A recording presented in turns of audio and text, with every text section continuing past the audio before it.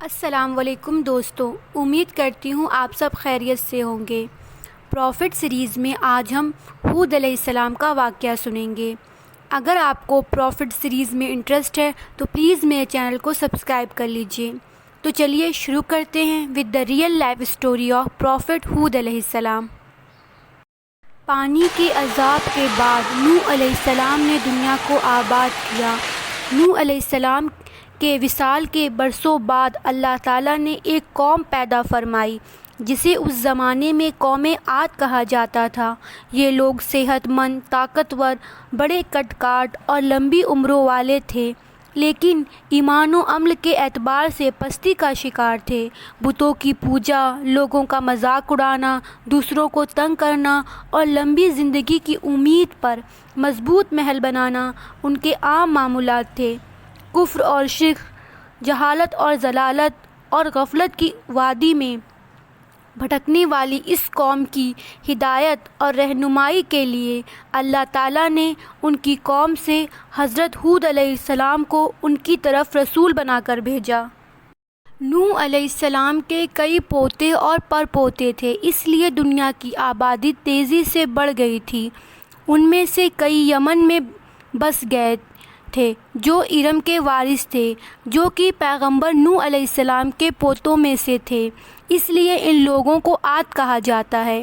اللہ تعالیٰ نے قوم عاد کو بہت سے نایاب چیزوں سے نوازا۔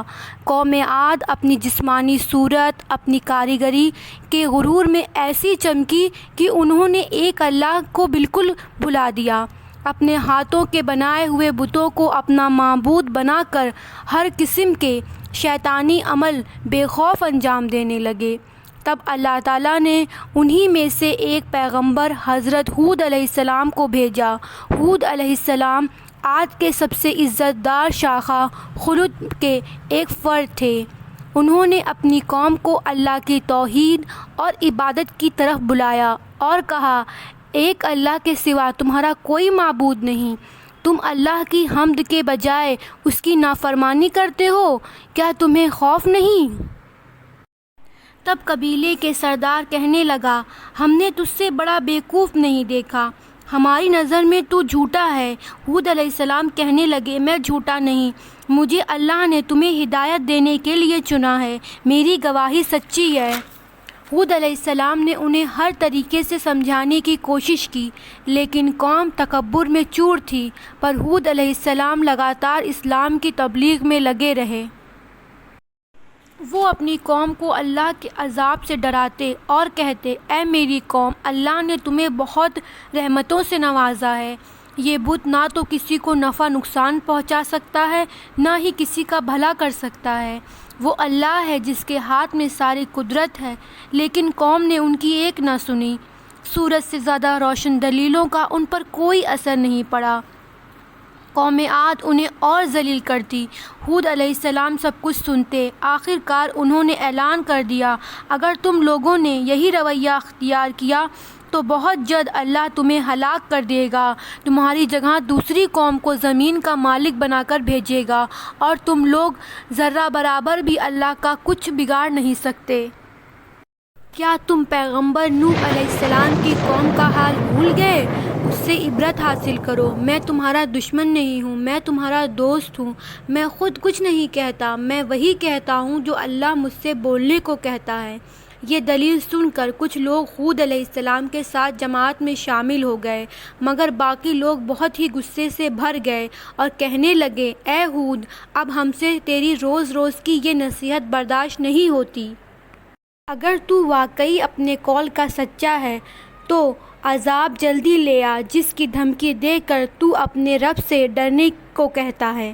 حضرت ہود علیہ السلام کہنے لگے، اگر تم یہی چاہتے ہو تو بسم اللہ، تم کو عذاب کا اتنا ہی شوق ہے تو پریشان نہ ہو، وہ تم سے دور نہیں۔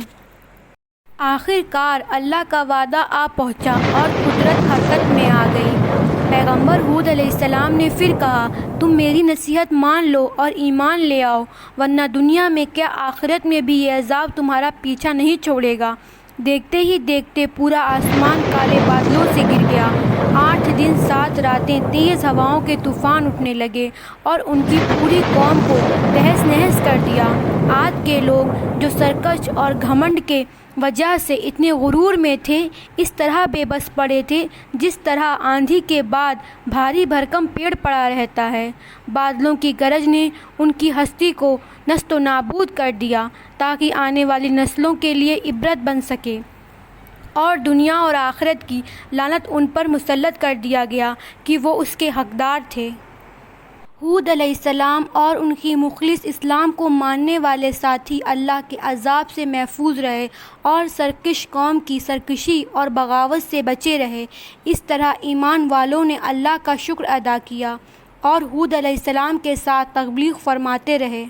تو یہ تھی ہود علیہ السلام کی وہ داستاں جو قوم عاد کی نافرمانی اور اللہ سے بغاوت کو دکھاتی ہے اور ہمیں اللہ تعالیٰ کے حکموں کی تعمیل اور تقویٰ اور طہارت کی زندگی کی طرف دعوت دیتی ہے۔ اس ویڈیو میں اتنا ہی۔ امید کرتی ہوں آپ کو یہ ویڈیو پسند آیا ہوگا۔ اگر پسند آیا تو لائک اینڈ کمنٹ کرنا نہ بھولیں اور میرے چینل کو ضرور سبسکرائب کر لیجیے گا۔ شکریہ۔